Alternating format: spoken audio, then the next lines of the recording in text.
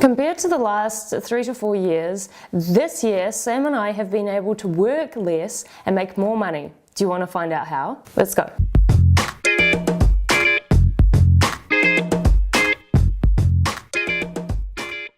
Hey everyone, Eva from Traveling Entrepreneurs here. I am about to talk to you about outsourcing. It's such a tedious topic. A lot of people hate it so much, but I have to talk about it because honestly, it's been such a lifesaver. I actually have a degree in human resources and I love the concept of outsourcing. I love the fact that you can create a process or a system for certain tasks to be done, and then you can write out sort of descriptions and job titles and different jobs that different people in the chain can do. And so that's my big thing. Unlike Sam, he really loves to get in there and do it himself and find out how it works for himself. So over the last few years we've been having a number of sort of experiments, and my first contribution to his business was to outsource some of our support, and it helped him so much because he was spending less time in support. Our support team were doing such a good job, and he really understood the use of outsourcing.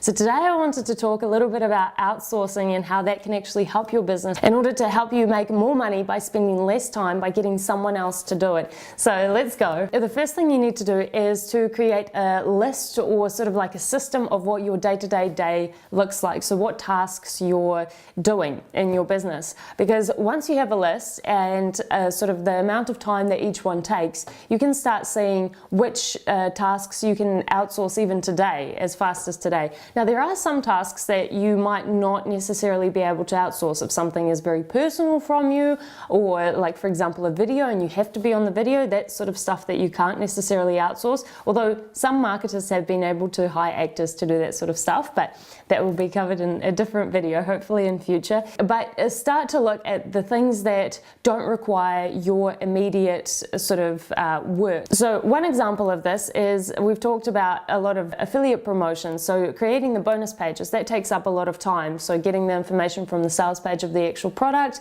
putting together the bonuses list, and then creating the bonuses download page. Something like this can be done by an outsourcer, and it doesn't necessarily require your time to be able to do it. I mean, you might have to just check over it to make sure that it's correct, but you don't necessarily have to be the one doing it.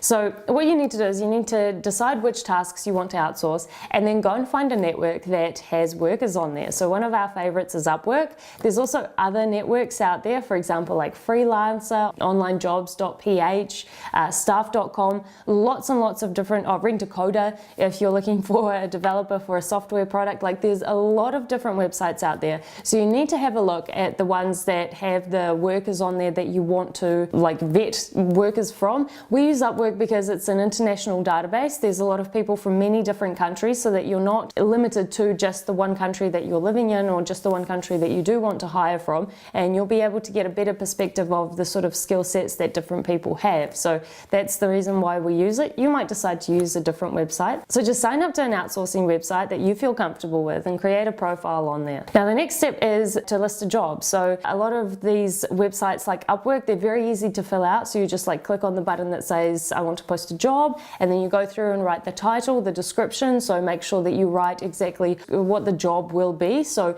how many hours you expect your hired outsourcer to have to complete, and who they answer to, what sort of person you're looking for. So sort of personality traits like can adhere to deadlines, has excellent command of the English language, things like that. Make sure you add that into your description, and then make sure that you fill out the rest of the form. So for example, whether you want to pay them hourly or whether you want to pay them monthly, if you want them to provide a cover letter for you, things like that. Make sure you fill that out. After you've posted the job, it will be out there on the website and people will be looking at it. But one thing to do is to just be really proactive. So some people will apply to the job, people that are looking for that specific job with the right job description. But you can also be proactive in the sense that you can go out and have a look at other people that have the skill set that you want and invite them to apply to your job. So what you might want to do is go and search for workers inside that network, and for example type in copywriting skills or design skills or